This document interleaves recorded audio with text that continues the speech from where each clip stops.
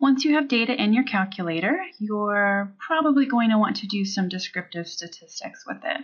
So I'm starting off here with the tornado data, and this is the same data set I used in the last video that showed you how to enter data into your calculator. If you want to check that your data is still in there, you can go to, so as a refresher, so Stat, Edit, and you'll see that I still got L1, which is my variable. To quit, I've got my second, and I hit where the quit button is. I get back to my screen. If you wanted to print it out, you actually, if you notice, you've got L1, L2, L3 above these keys. So since it's above it, I need to get to it using the second key. So if I hit second and then L1, because that's what my variable was called, and then enter, it actually will print it out for you. So it's another way to get back to it. Okay, so my data is still there. And to calculate statistics, so what we're going to do is, again, go back to our Stat button. So here are your directions right here. So go to Stat. And instead of Edit, you want to use your cursor keys to page over to get to the Calc button. And we're already highlighting one var stats. So that stands for one variable statistics. And then you press Enter. And it gives you this command. Now you need to tell it to do one variable statistics on what. And so that's why you need to remember where your variable was stored. So mine was L1. So I did second and then the 1 key to get L1. And then press Enter.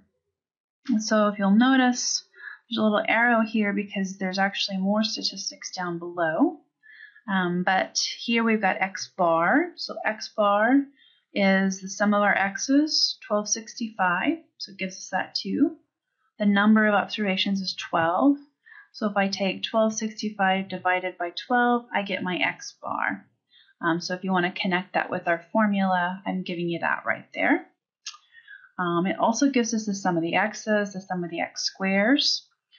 If you wanted the standard deviation, then you want to pull this S with the X beside it. So it's the standard deviation for X, not to be confused with the sigma.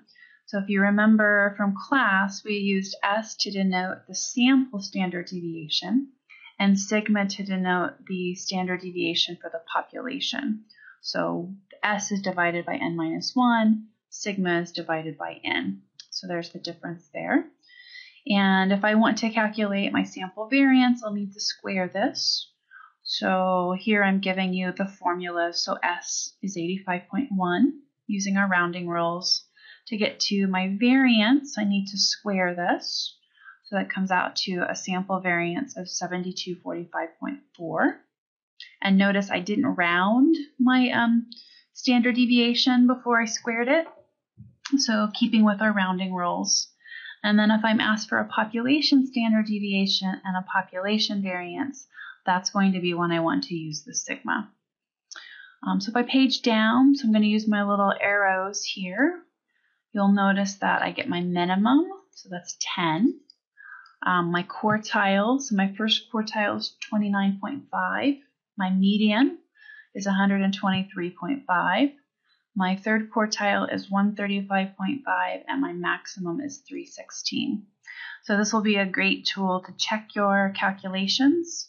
And once we move past doing our descriptive statistics, this will be a great tool for you to get some of your statistics that you need for your hypothesis tests and for your confidence intervals. So definitely start getting the handle of using it. And that is it.